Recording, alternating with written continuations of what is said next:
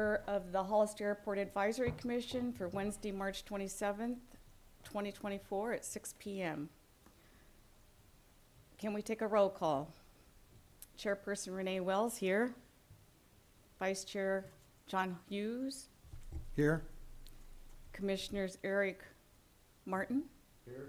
Andreas Rodriguez. Here. Sean Herrera. Present. And Airport Director, Executive Secretary Jeff Crashew. Here. No absentees. Can we all stand for the Pledge of Allegiance? I pledge Allegiance to the flag of the United States of America and to the republic for which it stands, one nation, under God, indivisible, with liberty and justice for all.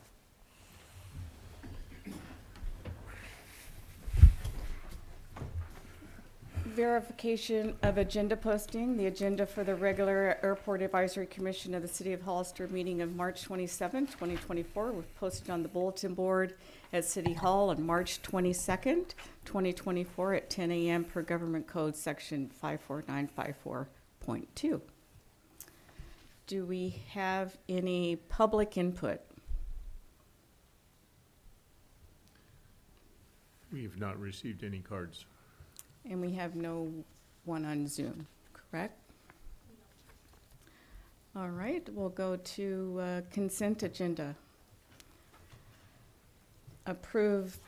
We only have one item, to approve the February 26, 2024 minutes of the Airport Advisory Commission special meeting. Make a motion to approve.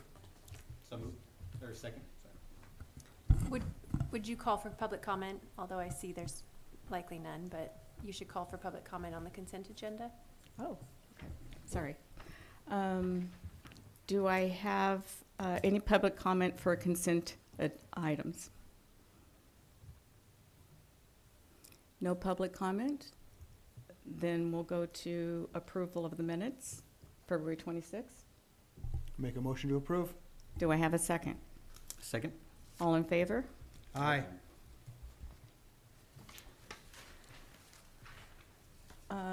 Item number 7, we'll go to commission business.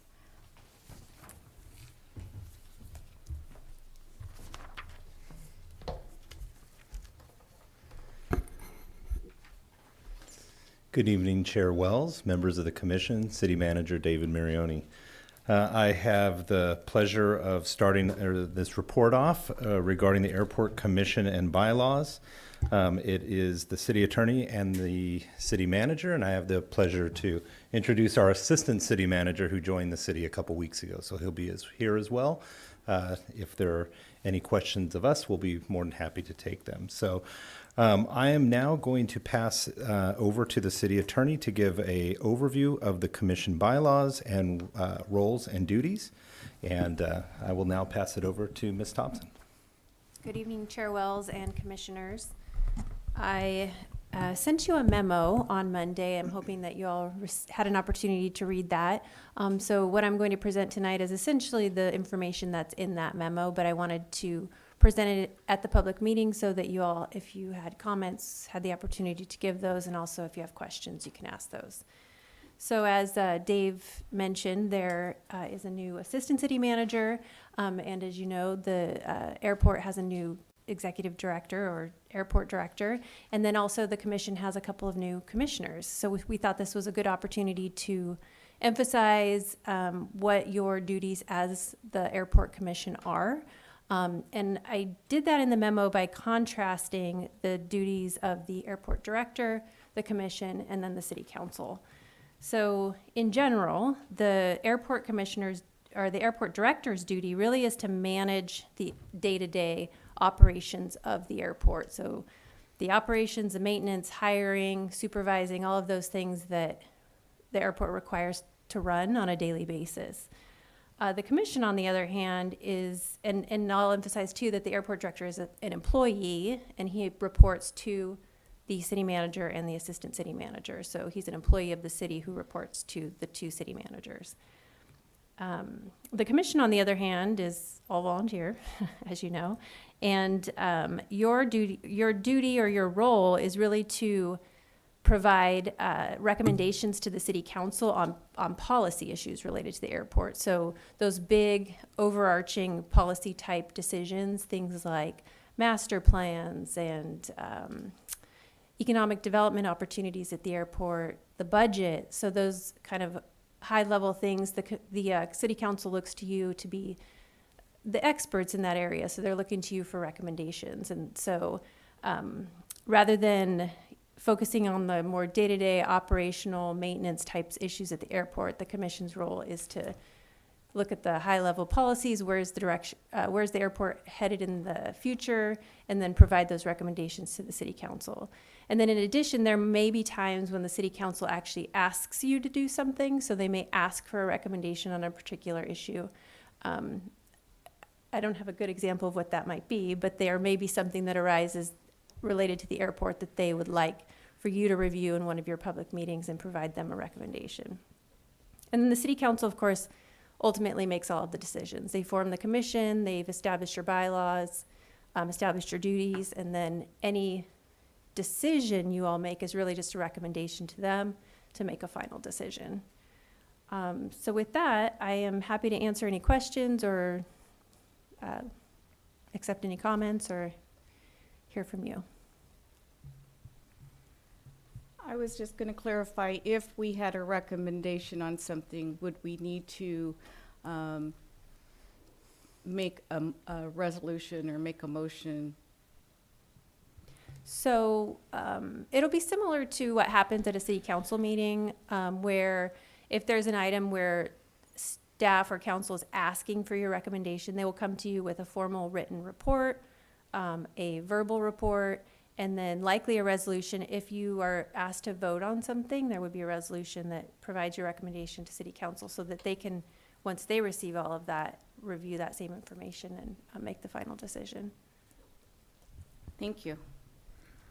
Who would say we need, who would say we needed a study for like rents at the airport, for neighboring airports? How would we get that information? I know that we can't tell any city employee to spend any time on any of our wishes or whatnot. So who would we get that information from? Would we have to recommend to the council so the council okays it? Or I'm unsure. So the council approves applications for all grants. So if there were, for example, a particular grant that you thought the city should pursue, to me that sounds like a policy decision that you could, as a commission, make a recommendation to the city council to consider, and then they would approve applying for the grant. I was talking rents. Oh, Yes, yes. I'm sorry, I please. thought you said grants, so. So relative to something like the rent study, that borderlines both on a council-related item, which would be proposed in front of a work plan for the annual budget. So identifying the need for that, though, is actually an operational issue, right? So as the professional that's out there to make recommendations back to the city manager about what we need to do for compliance and that sort of thing. So that's an area where I've identified, said the airport doesn't have a rent study. I haven't seen any proof of something that documents where we began our rent level. And so that would be something we would look to include in the annual plan expressed through the annual budget.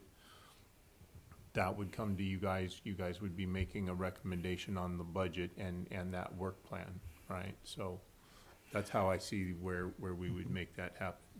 I just was curious that we don't recommend any arbitrary rent increases based on no information, based on just we need to balance the budget, are we at a shortfall? Oh, other airports charge more than this. Why don't we? As a pilot and somebody that actually uses the airport and the hangars at one point, I think that, that's a very sore subject for a lot of people out there, raising the rents. So if we do that, I think we should do it cautiously. And by doing that, have all the information in front of us before we recommend to council what path to take. Well, so two different I understand topics what you're here, saying. because you're now talking about annual increases. So we have leases that are legal Yeah. documents, binding contracts. Those call for annual increases. Yes. So the annual increases happen per the contract. Whether or not we reset the rates would be an exercise that we would go through with the rent study. I was talking more along the lines of the monthly key hanger rent. And Yeah. I, correct me if I'm wrong, but I don't believe tenants who are council members like myself are allowed to vote on those kinds of things and recommend them, because we have a, I have a hanger at Fraser Lake, but I don't have a So- hanger at Hollister, so. you're just, okay, so if you don't have a hanger there, I So don't maybe, think maybe it's, Jennifer, you could speak to I- that, and then maybe yeah. clarify the advisory versus, because oftentimes with a commission that's so specialized like the airport, you're going to have folks that have an interest in the airport. Yeah. To And I would- provide that input. And so I think what Renee just would like clarification on is if she's a rent payer at the airport and something does come back, and we Yeah. have to make a recommendation to council, would she vote or would she recuse herself? Yeah, so I do want to start by saying that we're getting a little off topic because we're starting to delve into an actual discussion item that's not the discussion item that's on the agenda. But in general, if commissioners are subject to conflict of interest rules, just like the city council, and so if you have a financial interest in a decision, which has a legal definition that I won't necessarily get too far into, but if you have a financial interest in a decision, you shouldn't participate in the decision. Sometimes you also may consider recusing yourself if you have a perceived conflict of interest, and that's more for perception reasons. If you ever have a question as to whether or not you have a conflict of interest, you can ask for a written advice from the Fair Political Practices Commission, and that written advice, if it says you don't have a conflict, is actually something that would protect you if you were ever challenged. okay, But it's only that written advice. thank you. And I just wanted to remind all the commissioners too, that you can always go to the airport director personally and talk about issues and ask about putting a study together and when would that come. And, you know, when he does his report out, he can include that a commissioner came to me and asked me about this, if he feels it's necessary, so we all know. And you can email, or he's always available if you want to set up an appointment. I'm sure as well for the city manager, if there's a question, if the airport director is not available. It feels like that's what we're trying to get to, is that the agenda is not for all those topics that we have in the past had, as far as little items that are just reports out on lots of different things that may have no report, correct? And so it's our job to keep notes and make sure that if we asked Jeff about it, maybe not at the meeting, why don't you report out on that in your summary? We talked to him personally about those topics, so that he says, I'm going to bring back that next month, or is that correct? Yeah, I would say, I mean, as when you become a commissioner, you don't stop being a citizen or someone interested in the airport. So like any Hollister citizen or airport user, you could talk to the airport director about anything that concerns you. And I'd just like to say thank you to the body as well. I know over the past 3-4 years we've had a lot of vacancies, and the commission really stepped up as well. And so I think that to not acknowledge that would be doing the commission a disservice. So as we now, I'm reflecting and asked Jeff before we started, and I think it's been 6 months since Jeff's come on board, and time flies. And we added Rod a couple weeks ago, and we've got a new team. I've been with the city nearly 2 years now. And so collectively, I think with new commissioners and the existing commissioners that bring their knowledge to the table, I'm really excited. and I'm excited for Jeff to bring his first budget to you. Jeff's been doing a lot of budget work, and that's really, like Jeff said, that's your work plan. And, you know, we often energy around the airport. Right now, the economic development opportunities around the airport, Jeff will, you know, I'm sure in your report will be given some updates, so I don't want to steal any of Jeff's thunder this evening, but I just wanted to take a step back and just say thank you to the commission as well, as we kind of chart down this new course with the new team and some new commissioners and our existing commissioners as well. Thank you very much, City Manager. I really appreciate that, and I just wanted to let you know Jeff's doing a great job.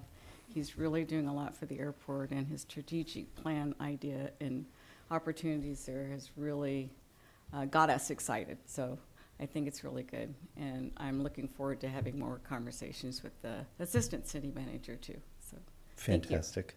Are there any other questions for us? All right, very good, thank you.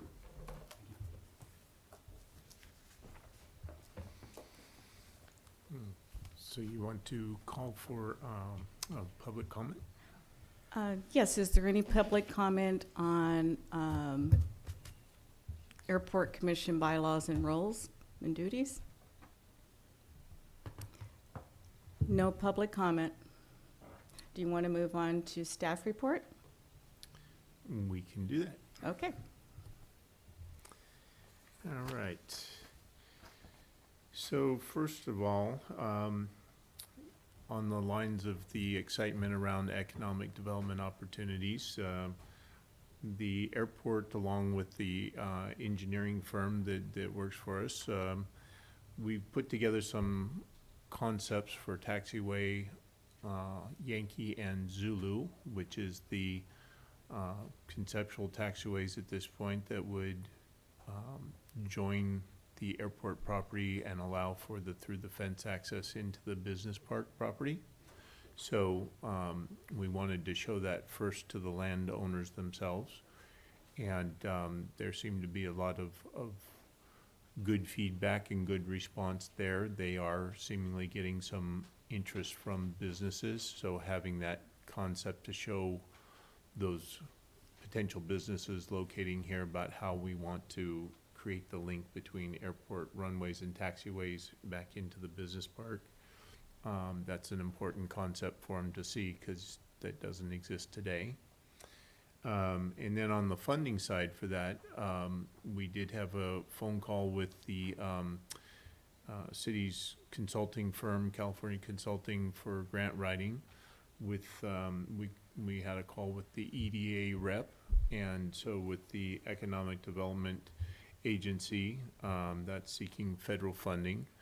So just a quick little summary of the points that were emphasized in that call.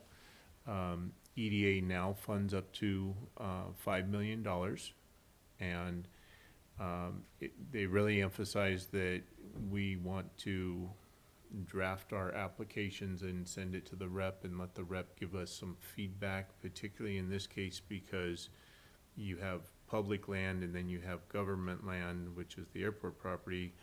We're building the improvements on the airport property, but it's quasi-mutual benefit, and there's the job generation component as well.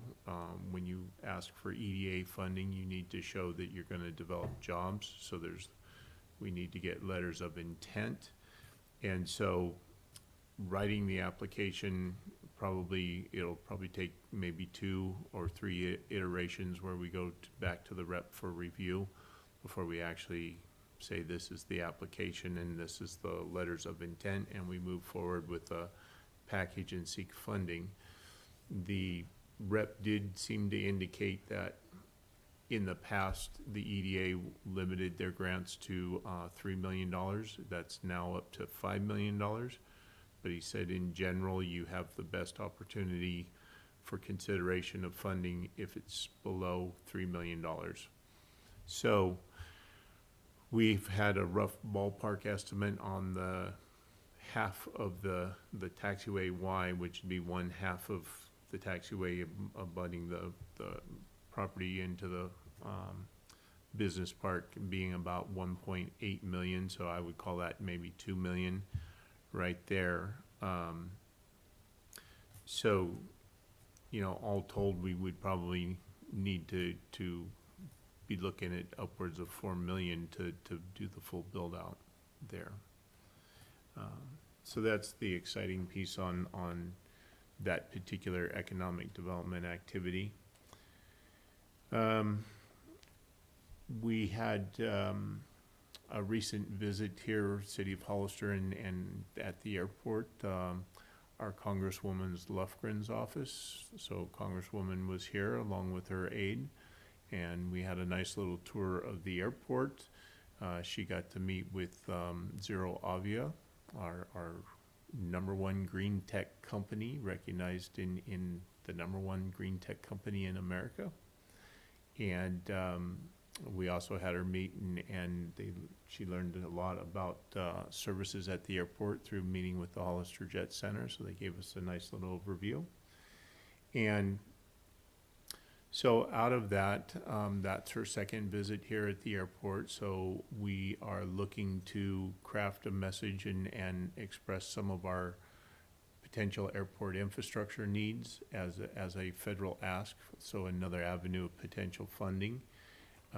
And we would probably include that under the removal of the old military buildings as maybe part of that ask. We're still researching on the old military building, the brownfields grants and what being assessed as a brownfield how that might impact our other environmental picture with how we submit to the FAA and stuff on other projects. So that's the update on those kind of two subjects wrapped together. We did have a meeting this month with the Recreation Department to further discuss the 4th of July fireworks show. And so at this point, they've listened to the airport requirements about how we control the people that are going to be in attendance, how we're going to park, what areas we're going to utilize. And so they are drafting a actual program of the day so that we know times, trying to anticipate where we're going to get the big influx of people. And so then the next steps from that is to receive their program, and then we will hold a meeting with the Recreation Department, airport staff, police and fire for an internal city meeting. And then while that's going on concurrently, I'll be reaching out to the FAA Flight Standards Office and making sure that there's not an undue concern or over concern about us wanting to close the runway for a period of time there. So it'll probably be our main runway. We would look to probably close that only during the like 15 minutes before the active fireworks show, and then have it closed and then try to open it back up again, because again, we've got CAL FIRE there and we want them to be able to use the main runway if there's a need for them to respond. The crosswind runway, particularly at the 2-4 end, we would be the east side, the east end, we would be looking to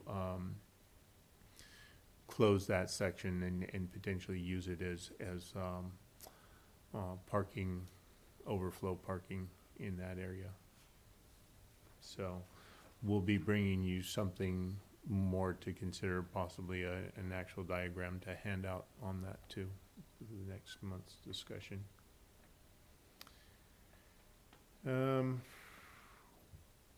As a follow-up to our discussion about the airport rules and regulations, that again is the existing rules from the Municipal Code, Chapter 13.24. We talked about runway crossings and access to taxiways by individuals. So we are developing a form to actually have people come and make an ask of the airport. So we'll actually have a form that'll have a little bit of formality to it, and it has some things about, ask you some questions and almost like a little test so that you understand, what a hold bar is, where you need to stop, where you need to be looking, and et cetera. Relative to our infrastructure needs, one of the things that we would like to do is improve the perimeter access road, particularly on the kind of south end of the airport there, so that way there's an improved road internal of the fence that would link up the east side and the west side airport. And that would eliminate almost all of the need for normal street legal vehicles to cross the runway and taxiways. You still will have the occasional mechanic that needs to go over and then tug an aircraft back, and they might use a vehicle to tow the aircraft, or they might use their actual aircraft tug or a golf cart, something like that. So again, our goal is to minimize the risk of incursions on the runways and taxiways. So this will be a next step in helping us to achieve that and to remind people. I did take a brief look at the Almond Project Subdivision Improvement Agreement, and so that is a technical instrument that the public part of their development, which is the streets and associated infrastructure, that's basically dedicated to the city.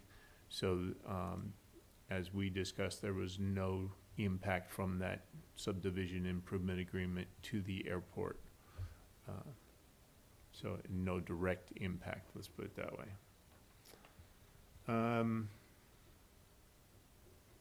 And that for now, well, no, I'll cover one more thing. So it is also a very busy time of the year for maintenance for the airport. As you know, we've received rain and then warm days, so vegetation is growing hog wild, and we're starting to get a new batch of the critters out there. So we have a lot of work to be done. So the airport, our second maintenance individual has announced his retirement, and so he's leaving, officially retiring at the end of the month here on April 1st. And so I've been trying to pitch in and help out Adam, our maintenance and operations specialist, and we are looking to at least hire somebody on a temporary basis to help while we look a little more long-term at doing a full recruitment for another maintenance position. So that's in our future.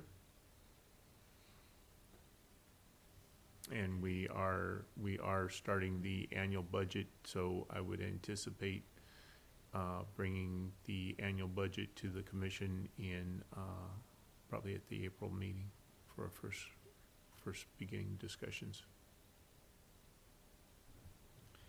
And with that concludes my reports. Question for you, Jeff. With the amount of maintenance, with the amount of growth that we have out there, is two staff members enough for you guys to tackle that project? Or is it, I mean, there seems like quite a amount, just driving by, there's quite a lot of fields to mow, if you will. I think first we need to go to public comment, and then the commissioners can ask questions and comments. Is that correct? That's the way you typically run the meeting. Do we have any public comment on the staff report? No public comment. All right, you can ask your question again, Commissioner. My question carries. So you are correct.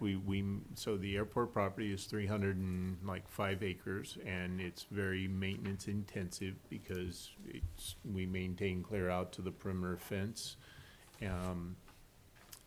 The two individuals have been able to keep up with the mowing most of the times of the year. This time of the year, though, it's the growth of the grass and the weeds and whatnot are so fast that, yeah, it's going to take constant effort right now.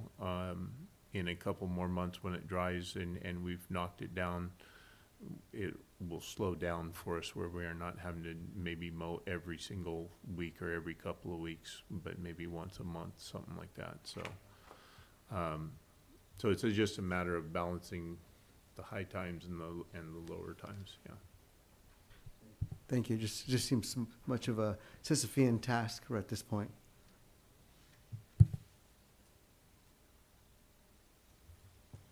Do any of the other commissioners have any questions or comments on the staff report?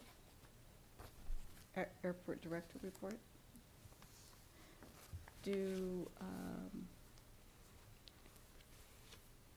I guess we move to commissioner reports? Do we have any commissioner reports? I'll just report on a couple of things.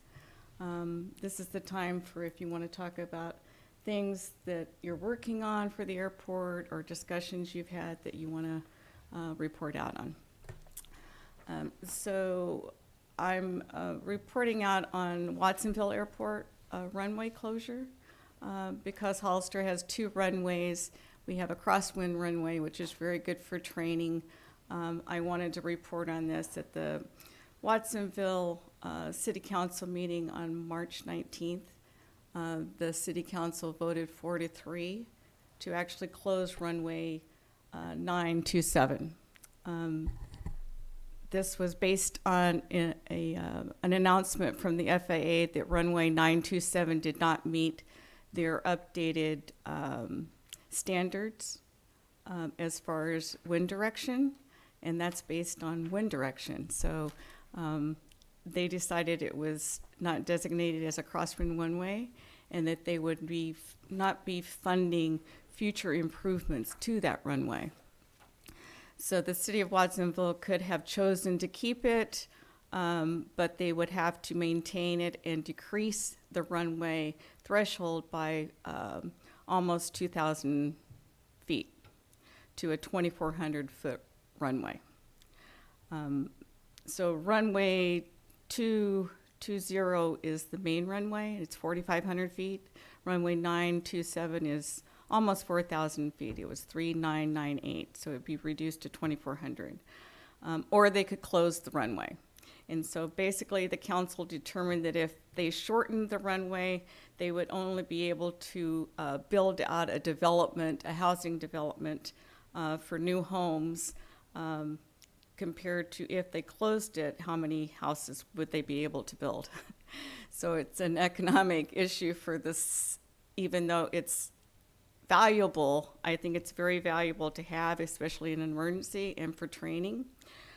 So if they shortened the runway, they could only build 2,350 homes and some commercial. If they closed it, they could increase that to 2,695, which is not that many, and some commercial. Anyway, if anyone's interested, there's a good video that they gave an overview at the council meeting that goes over everything. They had a lot of public comment and pilots that wanted to keep it. But if the airport kept it, they would have to shorten it, and then they would be responsible to maintain it. They would not get any federal funding. And so I can see why they decided to do that, because it's very costly. But it's also going to be probably 4 or 5 years before they'll actually close the runway. It takes a lot of time. They have to go through all kinds of procedures to do that. They are still going to keep the pavement to use for other things, and so it would be available if there's an emergency. You know, if you're not going to land in a field, you could still land on that runway, but it won't be maintained, and so whether it would live up to any expectations, I don't know. Anyway, there's lots of information on that video. If anyone's interested, reach out to me. It's also on the City Council Watsonville website under that March 19th meeting. As the airport director mentioned, I'm working with the City of Hollister to apply for the EDA grant and trying to help with bring economic development through the fence, and the airport director and the city are doing a really great job. Also working with the airport director to determine how the city can apply for funding from the EPA, and that's the brownfield funding. I'm attending a webinar in the coming week, and also meeting with our EPA rep for this region to find out how we can get it recognized as a brownfield get brownfield funding, you have to have it designated as a site that's contaminated. I don't see any reason why we wouldn't. So anyway, that's really good news. That's a very expensive item if we have to remove those buildings. But if we can, the brownfield funding actually helps you revitalize it, and they help find funding. They'll come out and assess it for free. They help you apply for funding to remove it, and then also funding to help rebuild and bring economic development to the airport in the city. A few of us are meeting with the Reed Hillview Airport Director and several airport commissioners to determine the latest on the airport closure. And then we're also going to be meeting with some businesses at the airport to determine if they would be interested, kind of doing a survey, if they were interested in Hollister should Reed Hillview close, so that we can use those, hopefully, letters of intent we can get from them to say, if Reed Hillview closed, we would be interested in coming to Hollister. We can use those letters of intents to put with our EDA grant application, which will make it much more successful. So with that, I think I've said enough. But I did want to try to get everything in there, and the airport director covered most of it, so I just wanted to add a little bit. Does any other commissioners have anything to report? Just as an extension to that, with that research, it can go not only beyond not just to Hillview Airport, but we can also be looking at San Martin. We can looking at San Carlos and some of the other airports that are backed up a little bit around the Bay Area, and as kind of a marketing strategy to what they're going to do in the upcoming years with the congestion that they're seeing at some of the airports as we go north. I just wanted to add one thing. I heard a rumor that the Super Bowl is coming in a few years to San Francisco. I'm not sure if that's true or not, but they were talking about Watsonville, how I know the last time they look for places to park their jets and things like that because they don't want to land in San Francisco or San Jose. And so it's really good if we can plan ahead for that and think about the economic benefits for revitalizing the airport and getting those people interested in our airport and our community. Any other commissioners? I promise I won't say anything else. Thank you, Madam Chair. I just want to say thanks again for the staff to helping us familiarize ourselves with the airport. Definitely helped out, especially with the information here and reporting out. I just quickly, I've been keeping an eye on any state legislation that might affect airports, both big and small, and just introduced last month SB 1193. By Senator Mangiavar, she's from the San Fernando Valley, introduced the bill ending leaded aviation fuel usage. So again, it just got started, but the big issue with them was, they're in a very congested area population in comparison to rural areas like ourselves. So I'm just going to be keeping an eye out on that sort of issue and with their legislative aid in case we have any questions. Again, it just got introduced last month, so there's still a long ways to go. And I believe that should be it. Oh, just I think last week, I thought it was pretty neat. The state proclaimed tomorrow being California Aerospace and Aviation Day. So tomorrow, it all lines up, a day to celebrate. So that'll be it. Thanks. Thank you for that. That's good information. Anyone else? Any other commissioners? Do we need to take public comment on our commission reports or? No, that's No. not required. Okay. All right, if no one has anything else, do I have a motion to adjourn? Do I have a second? All in favor? Aye. Thank you. Adjourn.